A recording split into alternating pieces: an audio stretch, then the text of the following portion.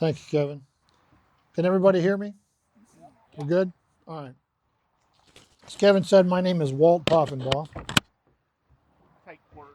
And I want to introduce this lovely lady here that's dressed in the same stylish shirt that I'm dressed in.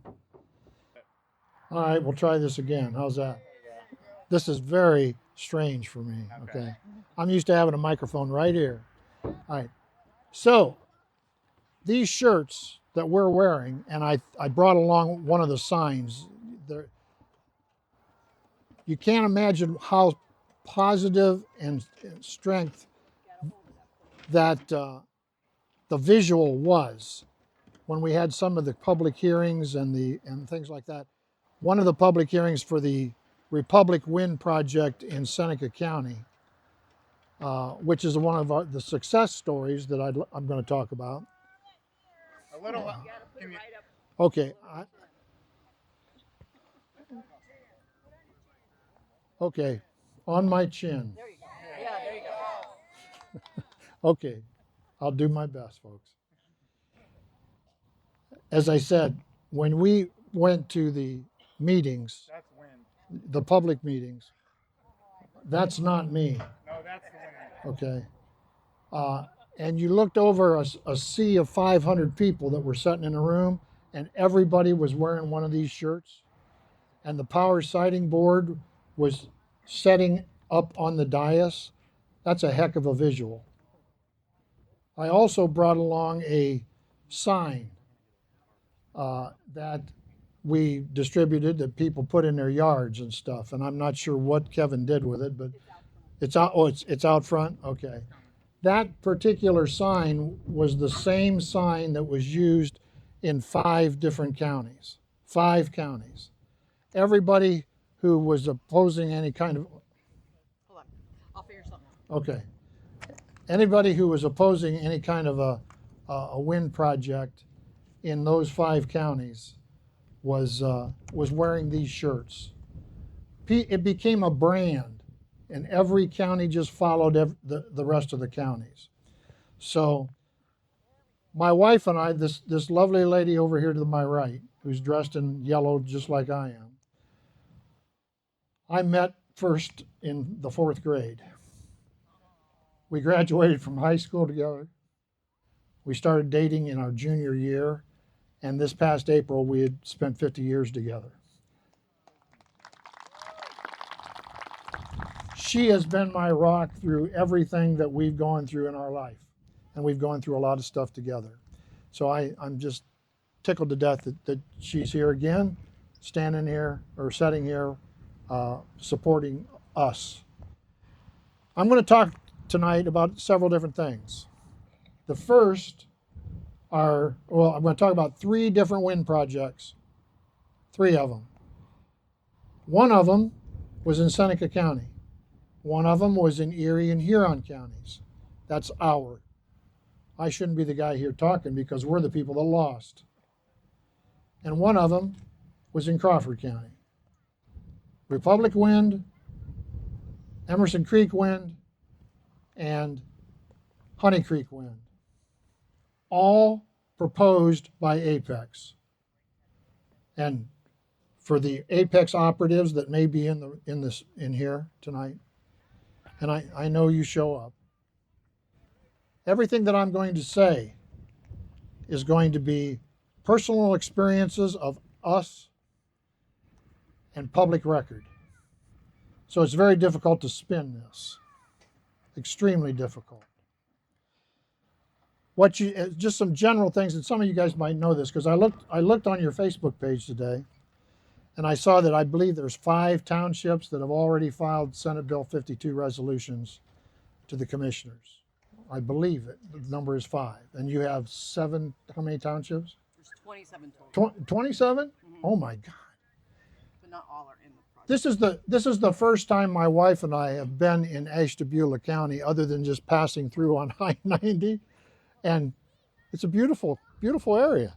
It's absolutely a gorgeous area, because when I was at at the training academy in Columbus, went for in-service school or whatever, we were down there, and we would talk to the guys from Chardon and Ashtabula. They made us think that it started snowing up here in in Halloween, and you had you had snow on the ground until Easter. It does. Maybe you do. I don't know, but this is a gorgeous area. But I thought maybe they were just telling stories. But anyway, but the agency in the state that has the authority, sole authority, they are the Lord High Executioner of wind turbine projects above 50 megawatts, is something called the Ohio State Power or Ohio Power Siting Board. Now they got their start, I'll have to look at my cheat sheet here. They got their start back in 1972. They were called then the Ohio Power Siting Commission. In 1981, they changed the name to the Ohio Power Siting Board. Now there's a consistent item between those two names. This is the very first thing that you need to understand. The Ohio Power Siting Board is interested in siting power. Everybody get that? That's what they do. They cite power. They don't stick up for you. They act like they could care less about you. They're interested in getting power. Don't forget that when you're dealing with them. All right? There are certain voting members of the Ohio Power Siting Board.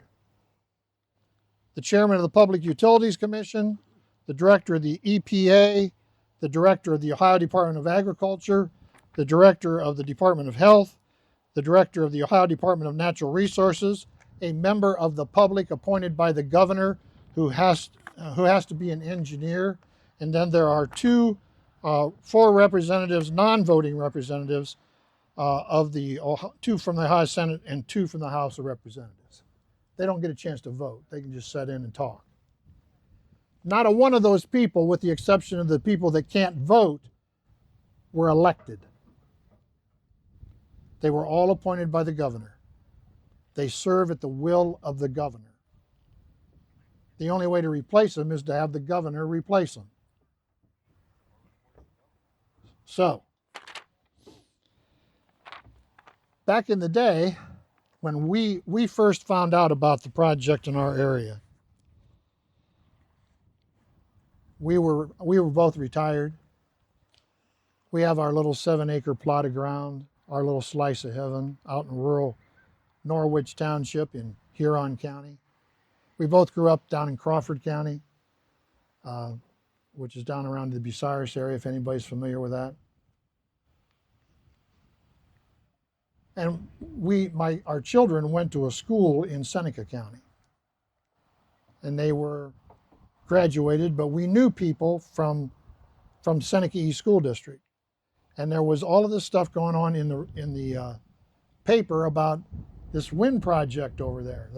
Seneca County had two wind projects going. One was from Apex, and one was over on the western side that was from S-Power. That one got pulled and they canceled it. So there was a sheet. Now we have lived in our home since 1997, when the patrol promoted me and sent me to Norwalk to be the post commander. I had to relocate. 1997, lived in the same house, had the same address, all those years. So the Republic Wind Company people, the people who were opposed to the wind turbines, were going to have a meeting at the Attica Fairgrounds. So Sheila and I went. We walked in because we just wanted to know what was going on. We walked in, and sure enough, there was a guy from Huron County with a map of Huron County with the Emerson Creek Wind Project laid out on it. It covers 5 townships in Huron County and 2 townships in Erie County. It's much smaller than the one that I see on your leases that you have that is proposed for this area. This one around here is 400 megawatts. Ours is 297. You're going to have 100 turbines, supposedly. Ours was proposed to be started at 70 some, 73, I think. Well, imagine our surprise that there was a turbine project going on, and we live in Turbine Central. I can walk out on my deck, turn 360 degrees, and see turbines everywhere as soon as they go up. That was on Memorial Day of 2018. Memorial Day weekend of 2018. We've lived in that house since 1997. We didn't have a clue what was going on. Just like many of you probably feel like you've been sandbagged, for lack of a better term. You didn't know it was coming.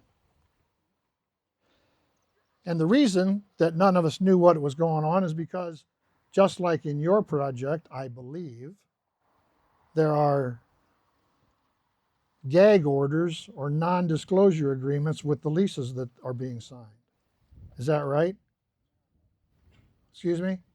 That's correct. They probably don't even know it. Okay, all right.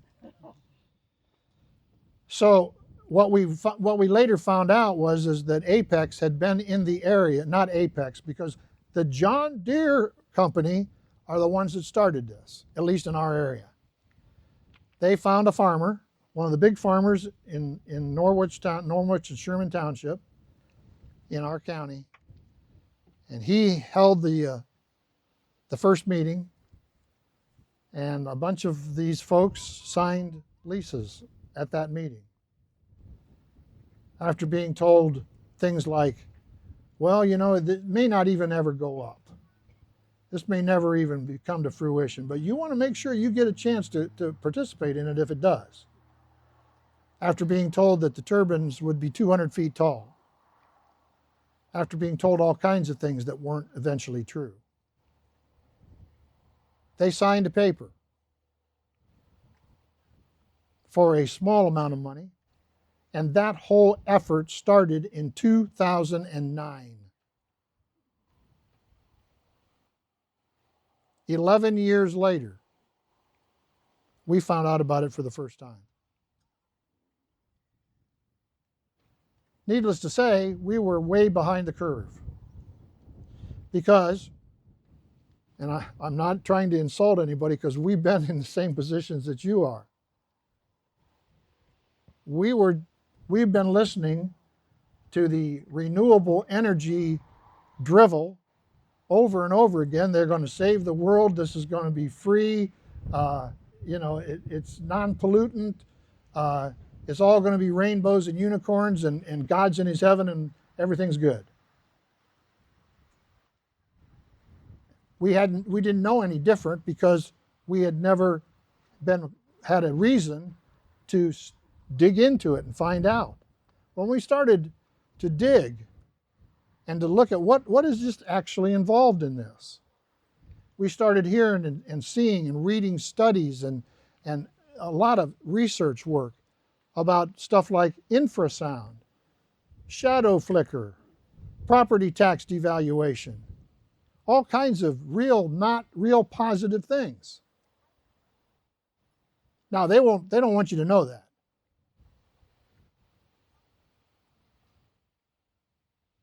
Eric's going to talk here in a little bit about the money side of things, and he's much better at that than I am. So I'm not even going to go there. But you're going to hear a lot of stuff. We heard a lot of stuff. A group of us got together and decided, okay, we're going to start challenging this. The day after we went to, Sheila and I went to the thing at the Attica Fairgrounds, the day after, Apex has an office in Bellevue, Ohio. I walked into the Bellevue, Ohio Apex office. I didn't know who Apex even was. And they came up to me and they says, can we help you? I said, yeah, I'm here to check out the wind turbines. Well, what are you for them or against them? I says, I haven't made up my mind yet. I'm just trying to find out some information about them. And they were kind of nice at first. Took me back to a big map on the wall, and I could see who had leases, who didn't, who wasn't going to, who may still be possible. They had them all colored out. It was very pretty. And I said, how's come? Can you explain to me how I've lived in the same house since 1997? This is now 2018, and I've never heard of this thing before. Can you please explain that to me? And the representative, who turned out to be one of our township trustees in one of our townships, Roger Hunker. Don't be a Roger. Okay, don't be a Roger. Yeah. He works for Apex, and he's a township trustee. And he looked at me. He says, "Well, you only how much land you got?" And I got 7 acres. He goes, "No, that ain't enough for us to worry about." And you know, I kind of got insulted by that remark. Stuff goes on top of that. See if that helps. Probably not. We'll try it. Okay. We'll try it. Just talk. So anyway, so we battled these folks as best as we could. Us in Seneca County, the Republic Wind people, hired the same attorney, paid the same amount of money. These projects were mirror images of one another. They just happened to be in different counties. The handouts that you have, there should be a 3-page white handout that says history of the OPSB on the front of it. That's what I'm going by. And we started to attack this. We started showing up at meetings, wearing these shirts. We started becoming a thorn in the side of the county commissioners because there was no Senate Bill 52 at that time. I'm going to take partial credit for Senate Bill 52. I went to Columbus 6 times, testified 6 different times at committees in front of the House and Senate proponent for Senate Bill 52. You guys are way ahead of the curve, and I give you credit for that. And you're going to be able to use things that we couldn't use because our projects were grandfathered and Senate Bill 52 didn't apply to us. Didn't apply to Seneca County either. And Crawford County had never been filed and never did get filed. We'll talk about that here in a second. So Senate Bill 52 is a big deal. I see that 5 of your townships have already gone that way. You can stop this thing in its tracks. Literally stop it in its tracks. It's totally up to the county commissioners. Mr. Commissioner, I'm not trying to put any heat on you. I'm just telling you the way it is. Okay? Because it's an important lesson for us all to learn. Because there's a significant difference between the way the local elected officials in Huron County dealt with this and the way the local elected officials in Seneca County dealt with this. 2 projects, exactly the same. Same developer, same size, and they butted right up against each other. The only thing that was different was the location of the county line.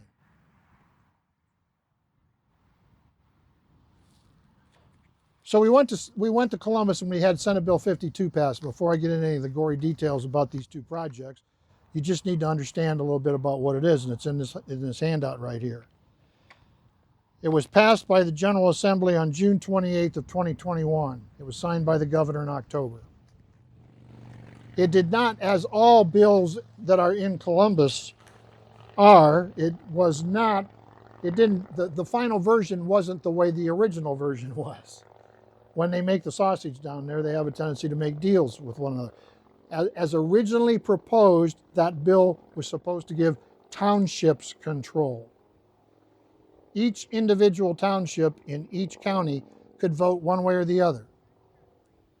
Well, the folks from the urban areas thought, well, hey, this is just my opinion, but I think it's grounded in fact. The folks in the urban areas who have lots more votes than those of us that live in the county went, well, if we make it a countywide vote and everybody has to vote on it, then we'll be able to override any no votes because we've got more votes in the urban centers because people that live in town don't care. They don't have these things in their backyard. They don't have to look at them. They don't have to listen to them. They don't have to do anything. They're in town. And that's the mindset. That's the mindset in our area. It's the way it was. So they made it a county-wide deal that the commissioners now have to deal with. Now most commissioners, and I think your commissioners are the same, will put out feelers to the townships and say, what would you like us to do with this? If you want us to pass a resolution declaring all areas of your township as an exclusionary zone where they can't build these things, all unincorporated areas of the township is an exclusionary zone, please pass a resolution and let us know that that's the way you feel. 5 of your townships have already done that. It's up to you guys to talk the other ones into doing it, if that's truly what you want. I'm not here to tell you what to do. I'm just telling you the way things are. This is Ashtabula County, beautiful county. It's your county, it's not mine. I'm not a lawyer. We've just been through the war, that's all. So we have some absolute truths to speak to on this. So this Senate Bill 52 was all about local control because prior to the enactment of Senate Bill 52, the OPSB had final say in everything. And until they denied the Republic Wind Project on June 24th of 2021, remember these people have been in business for 40 years, they had never turned down a wind project. Not one. First time in history they'd ever said no was on the Republic Wind Project.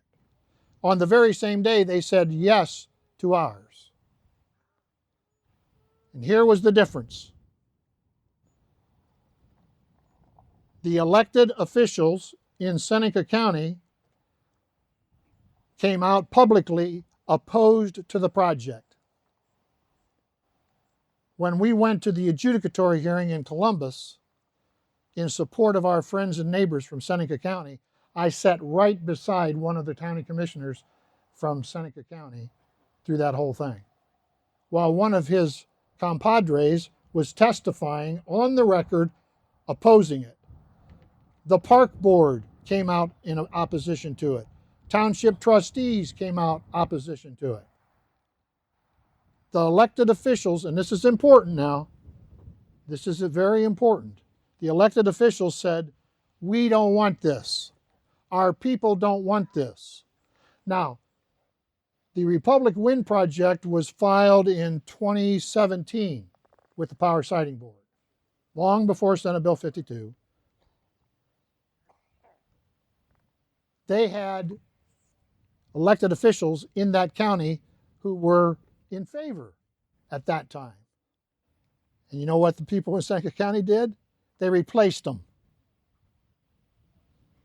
They replaced township trustees. They replaced county commissioners. They did a heck of a job.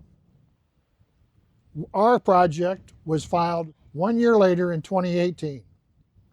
Remember I told you, the elected officials in Seneca County said, no, we don't want this. We're going to go down to Columbus, we're going to testify about it. We're going to tell the administrative law judge, no, we don't want it. What did our wonderful officials do? Everybody pull out. I don't want to confuse people, and I'm probably already doing it. Do you have a sheet that kind of looks like a flow chart in your packets? It says at the top, it says Standard Application Process Flow Chart. Everybody find that? All right. This is what the Ohio Power Siting Board uses when a project is submitted to them. And like all flow charts, it's kind of hard to read. But the one advantage that you folks have that we didn't have, first of all, we were coming at it from 10 years after the fact. You guys are getting ahead of it right now, which is a great thing. It truly is. If you look up here in the top line and you see where it says pre-application letter, there's a blue box with 3 items in there. Pre-application letter. Everybody see that? Application filing fee, first public informational meeting, second public informational meeting. All of that, every bit of that in that blue box is a result of Senate Bill 52. When we were faced with this is what a wind developer or a solar developer would do. They would go out clandestinely, sign up all these folks to leases, and they would then file, once they got enough leases to make the project to go, they would file the paperwork with the OPSB for the project. Now at least they have to give you notice that they're coming. That's a big deal. They can't be quite as secretive as they used to be. But if you go through this, it tells you there's time frames and everything else. Look down to the portion. Let's see, where is it here? Okay. The OPSB investigation in red on the second line, second section down there, it says there's a thing that says staff report. Everybody see that? Okay. The wind developers always will come back to this standard. Oh, the process for approval in Ohio is so lengthy and so onerous, and we have thousands and thousands and thousands of pages of data that we have to submit to them to get them to approve everything. Well, boo-hoo. And there's this group of people that's called the Ohio Power Siting Board staff, but they purport to be experts in minerals and geology and hydraulics and all kinds of stuff. And they file a staff report. It tells you when they have to do this. What did our elected officials do? Our elected officials, at the advice of our county prosecutor, who we found out later his mother is a leaseholder, they filed a stipulation agreement agreeing to a whole bunch of conditions that was in the staff report. Remember, the staff report is written by the staff based upon information given to them by who? By the developer. So all of the recommendations that they're going to write that's yes, yes, yes, yes, yes, is all based upon information that they got from Apex. We never even had a chance to provide our input yet. That's supposed to be done at the adjudicatory hearing. That's what they did. Now, for those of you that are not attorneys, and I'm not an attorney either, but I've been in court a few times, when you stipulate to something in a court of law, you are basically saying, we're not going to contest it. It's agreed to. I can stipulate in court the fact that the sun goes down in the west. The other sides can't argue that. They have to, if they stipulate to it, they're going to, okay, we all agree that the sun goes down in the west. So our geniuses stipulated to all this stuff in the staff report that was all based upon information that was provided to the OPSB by Apex. Ain't that fun? So we couldn't bring any of that stuff up. In Seneca County, the elected officials actively supported their people and opposed the project. In our county, the only difference between those two projects was the support of the elected officials. We had none, they had plenty.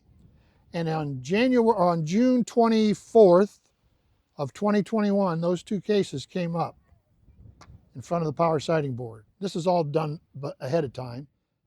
The board meetings are just an afterthought.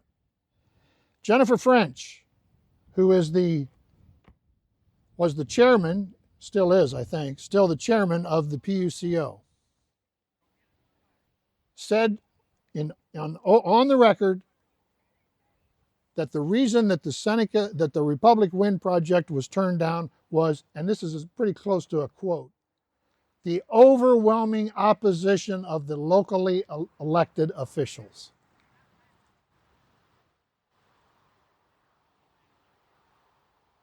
I'll repeat that. The overwhelming opposition of the locally elected officials. We had as many local letters from people that lived in the area. We had more than Republic did. The one thing we didn't have was we didn't have the support of the elected officials. That's why our project got approved. Their project, for the first time in history, went down to defeat. We appealed, but you can appeal back to the Power Siting Board and ask them for a rehearing, alleging that there were mistakes, that they made mistakes. They deny them, every one of them.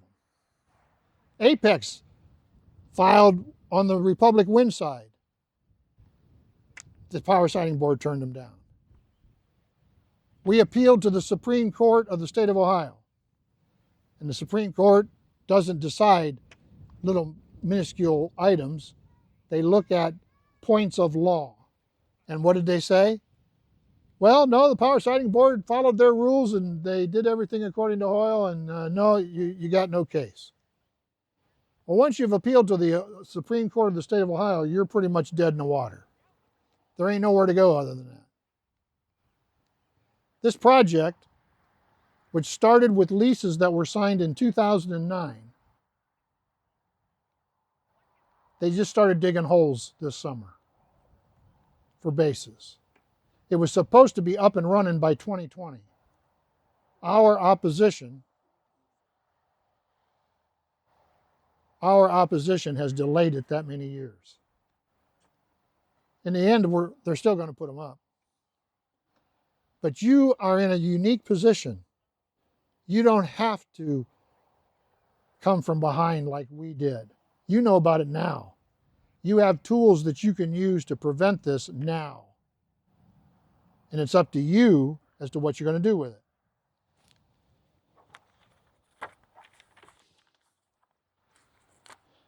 I'm not going to go through and read them or belay this any. The provisions of Senate Bill 52 are written in here, the highlights. This is a great law that you can use to your benefit. But it's going to take you to get organized, get people on your side, and start lobbying your county commissioners and your township trustees. So this is what we want you to do. They'll do what you want to do. You know what happens if they don't? You replace them. That's as bluntly as I can put it. There was one other project in our area. It's called Honey Creek Wind. It was in Crawford County. It was going to be bigger than either of the other two. Same developer, it was Apex. Honey Creek was out furiously trying to get enough leases so that they could file with the Power Siting Board.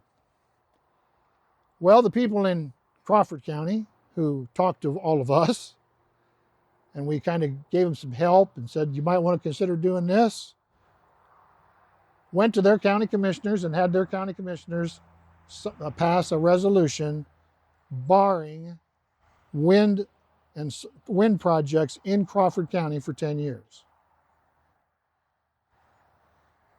Apex never had a chance to file with the Power Siting Board. But there are also provisions within Senate Bill 52 that they can put it on the ballot. You can put it on the ballot if you don't agree. So Apex had their hired people come in with their petitions. They're standing in front of stores and stuff, getting people the necessary signatures to put it on the ballot. They put it on the ballot. Remember, the people that passed Senate Bill 52 and made it countywide were looking that the urban areas would be able to blow the rural areas out of the water in a vote because they just got more votes to deal with. Plus, they don't care because they live in town. That's what they were counting on.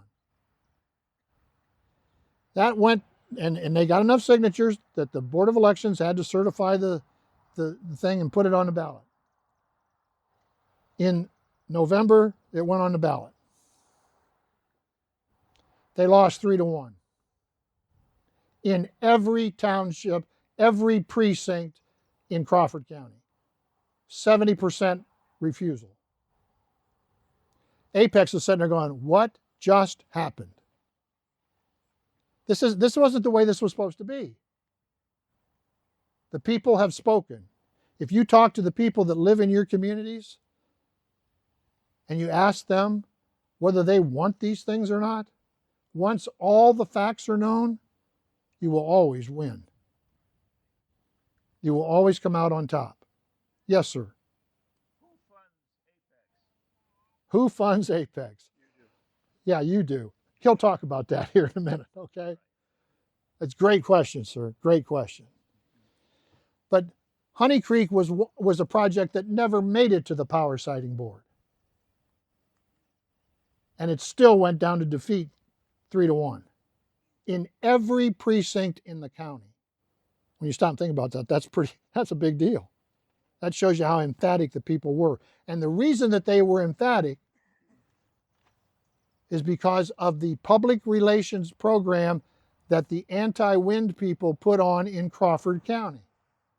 They were on the radio, they were in the newspaper, they were writing letters, they were showing up in little villages and towns throughout the county. If there was a group of people that wanted to talk about wind turbines, they were there.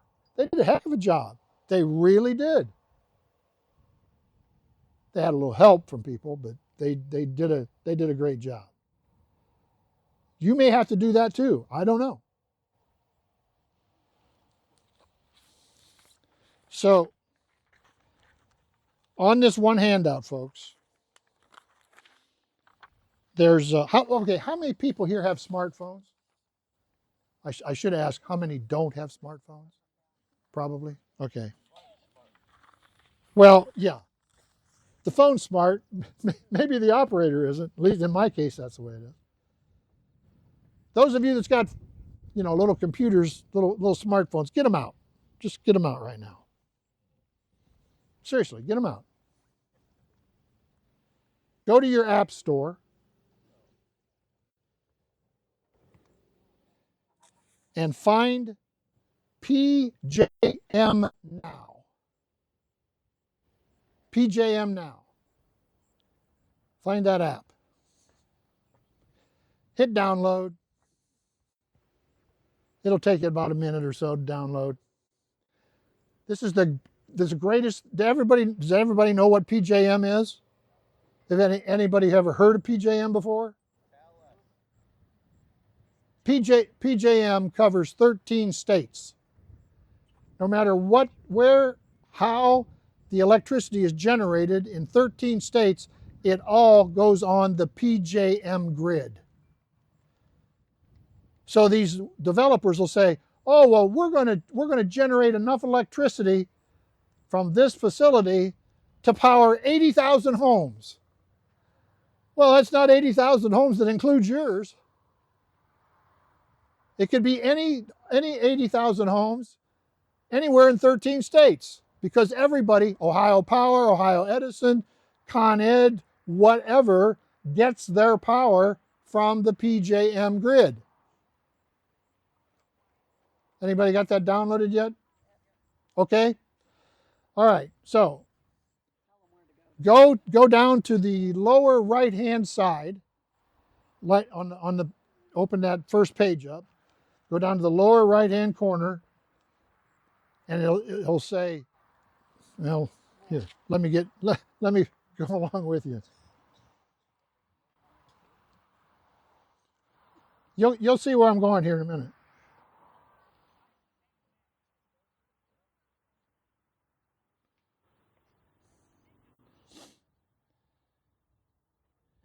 Okay, on the first page, there's a thing that looks like a map. Okay, everybody see that? Down in the lower right-hand corner, there's 3 dots. It says More. Everybody see that? Press More. On the next page, there's going to be a line there that says generation fuel mix. Press that. All right, the reason that this is such a great thing is you can blow these people out of the water with it, okay? Now, as of 6 p.m. today, this is updated routinely and regularly all through the day. I'm not an electrician either, but I know what load is. I think everybody here probably, when you turn the lights on at home, you want the lights to come on, right? I don't know of anybody that doesn't. Okay. If you look, the total amount of megawatts in 13 states that's being pulled on right now, as of 6 p.m. tonight, is 128,690 megawatts. That's not my stuff, that's PJM stuff. I didn't make this up. And if you look over to the side, it says renewables account for 14,991 megawatts of 128,690. Okay? Now, I'm not a mathematician either, but I know this. If you take 14,991, those of you with calculators in your phones, and divide by 128,690, you're going to get what the percentage is being generated as of 6 p.m. by renewables. Now, it's a real sunny day. We certainly have enough wind to turn wind turbines. This is a perfect day for renewable energy.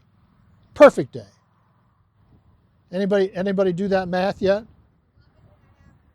I'm sorry? 11.5%. Oh my God.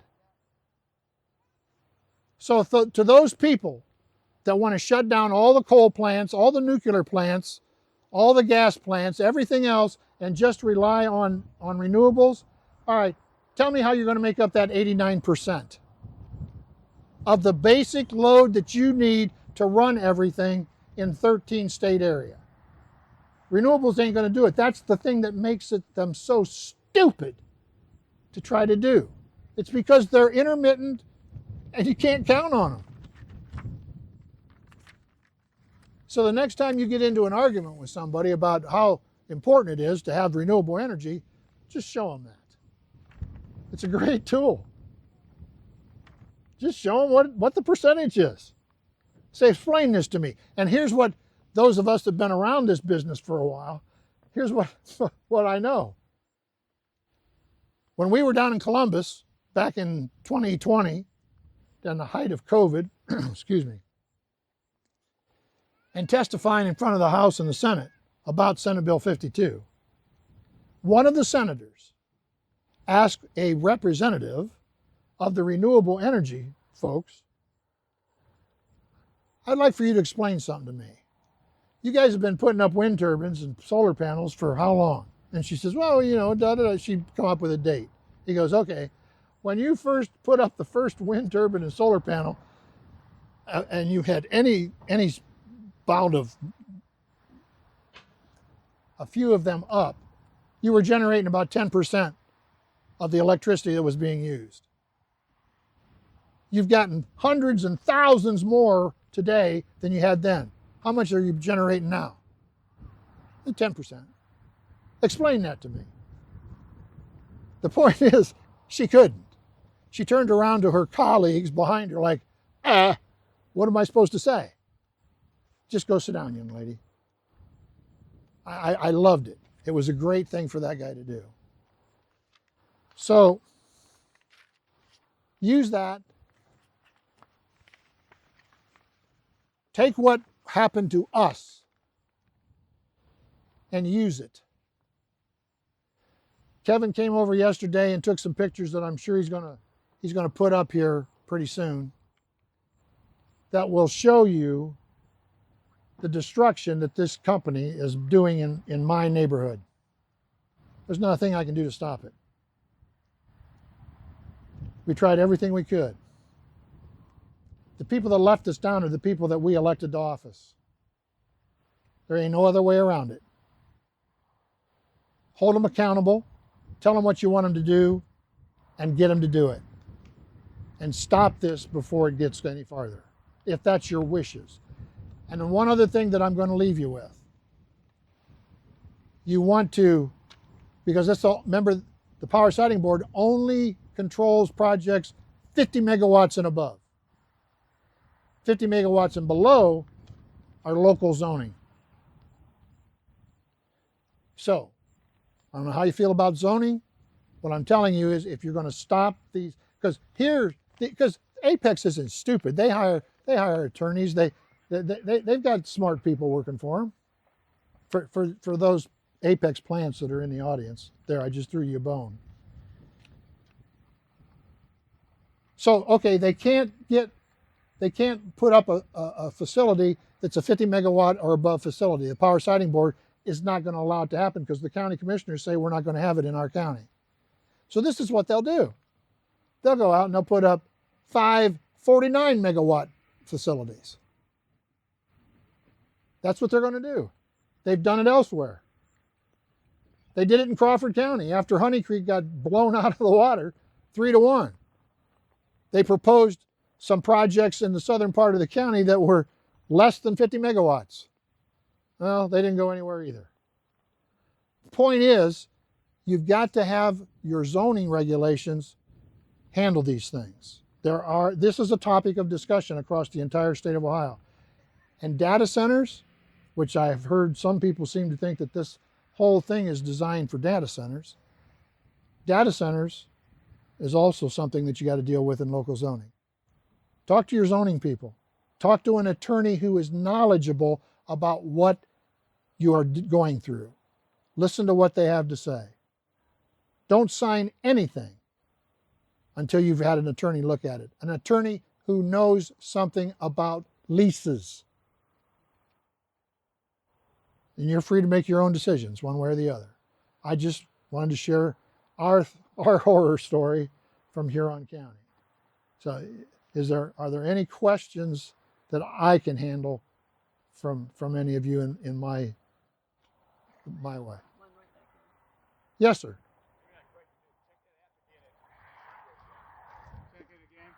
When the sun goes down? Yeah, obviously the solar won't be around anymore. But they ought to be generating a lot of stuff by wind right now because, I mean, this is a good day for wind. All right. Thank you for your reception. Thank you for listening. Good luck to you.